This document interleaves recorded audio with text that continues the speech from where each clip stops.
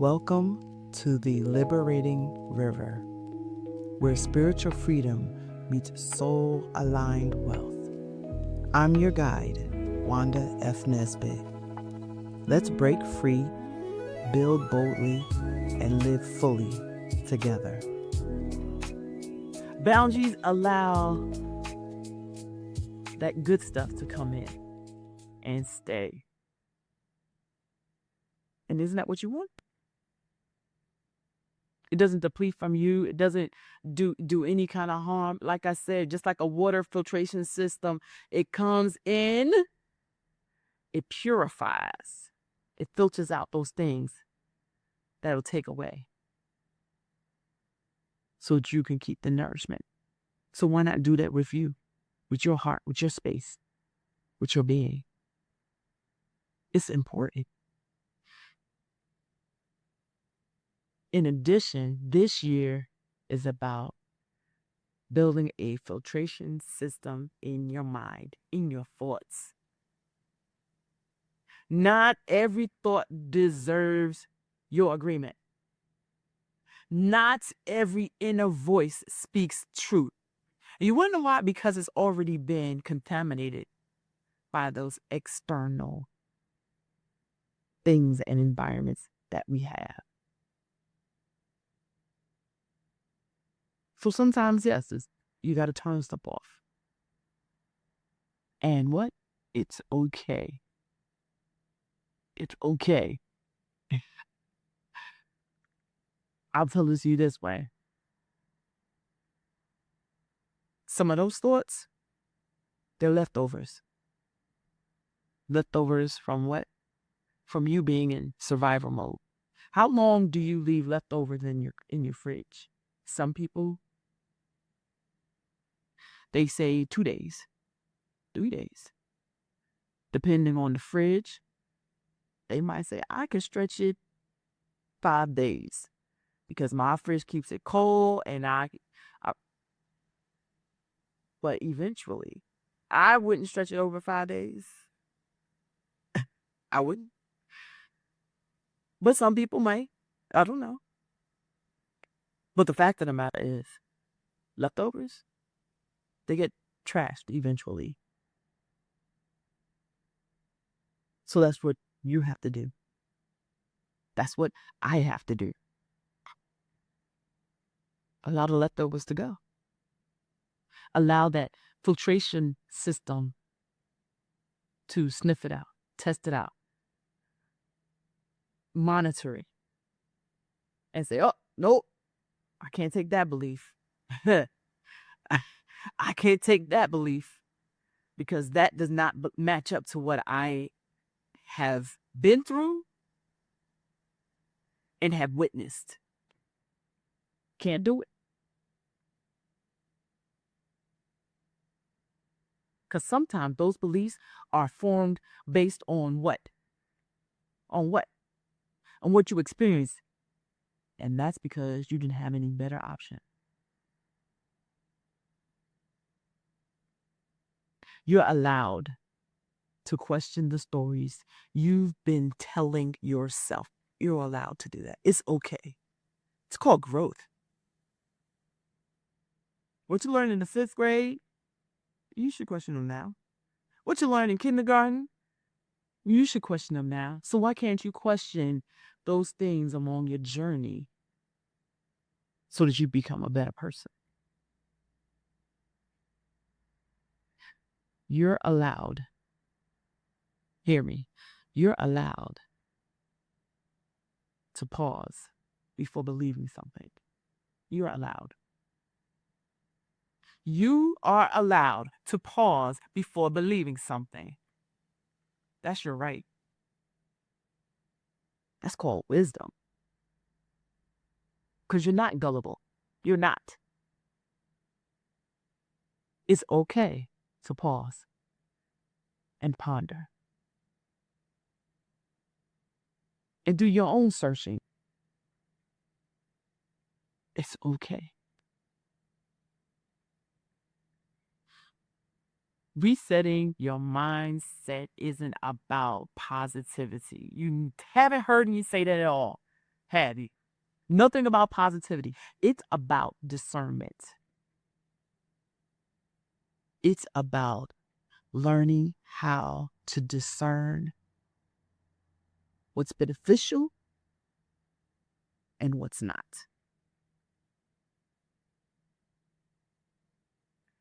And then let's talk about the big thing that everybody's been talking about coming into 26. Money. Money. And it's unfortunate a lot of people have avoided the conversation of money. A lot of people have. We are seeing more and more individuals talking about money now, but they're talking about money now because it has been avoided. You think about it. How many times have you talked about it at your table? I know a lot of people where it was never discussed at the table. Never. And that lack of knowledge kills us. Lack of knowledge, that lack of knowledge holds us in captivity.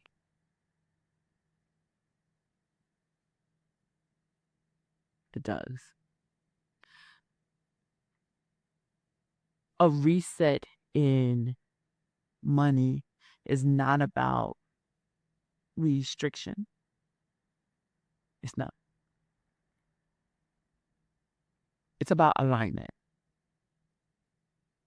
How you spend reflects what you value.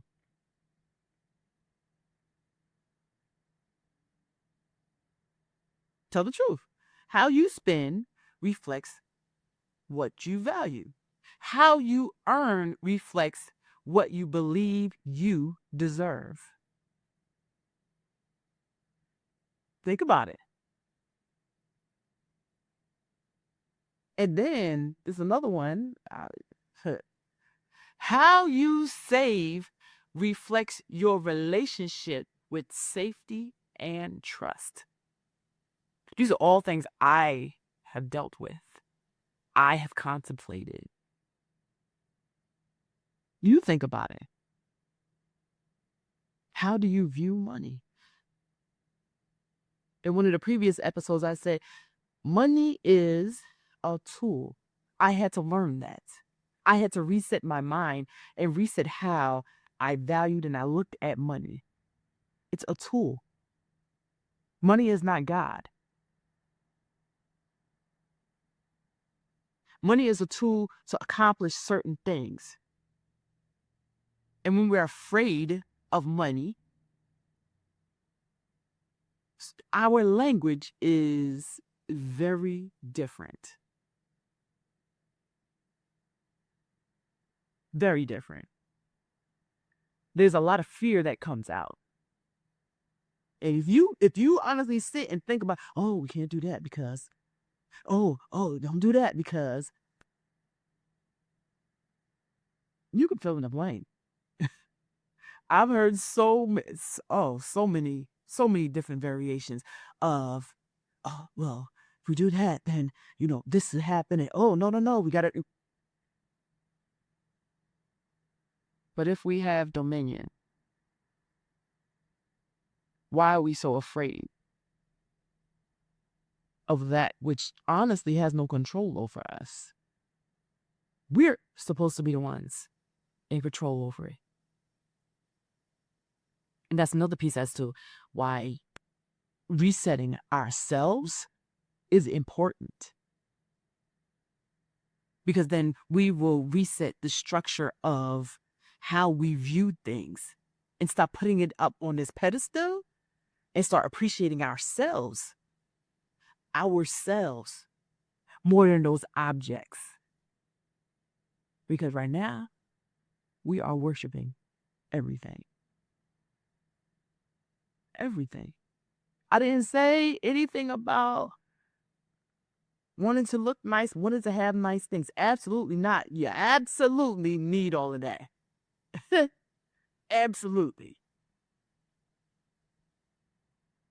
But how we talk about these things, our mouth, our speech, it promotes life or death. We have to stop, I'm going to say it this way, making such a big deal out of these objects. Because then you'll enjoy it. Then you'll know how to use it as a tool, as you should be. And you will get more. Why? Because that's just the process of how it goes. You use it. You use the tool as how it's supposed to be used appropriately. It replenishes. That's just how things go. So yes,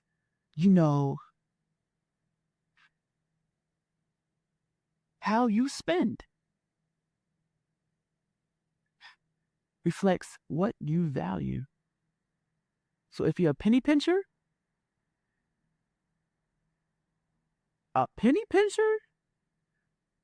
you have a mindset of lack.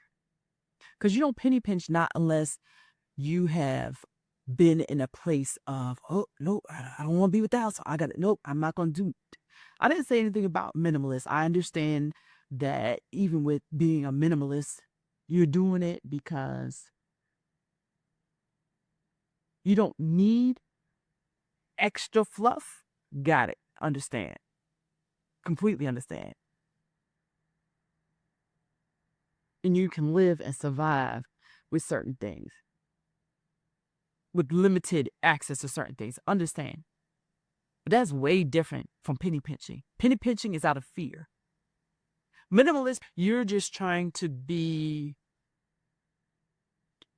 more efficient with what you have. So you will get rid of certain things, and you'll say, you know what, I can just live with the bare minimum. Because look, I'm not saying some people aren't doing it because they don't want to be without. But some of the individuals that I have seen and spoken with and have met in person, it wasn't about fear. It was about, I could do more with my money if I had less with this and this. I don't need all of that because I want to travel. You see what I'm saying? That's different than sitting in fear. Oh, because if I do, I won't have money for this and that. When that happens and this happens and this happens, again, you're speaking life and death over your own self out of fear. So you're giving life to things that typically wouldn't have happened. But because of your fear, you have birthed something that honestly probably wouldn't came to you. But as they say, what you concentrate on, that's what magnifies. That's what comes true. So yeah, unfortunately, how we spend reflects what we value. How we spend, how we earn our money, that money to spend, reflects what you believe you deserve. It does. I can't ask for that raise. Why not? I can't. Why not? You deserve great things. But the only time you'll realize that is when you reset your mind. Stay tuned. To be continued. Coming next week. Thanks for flowing with us on the Liberating River. Subscribe, share, and come back next week for more wisdom, wealth, and alignment. Stay free, stay grounded, stay bold.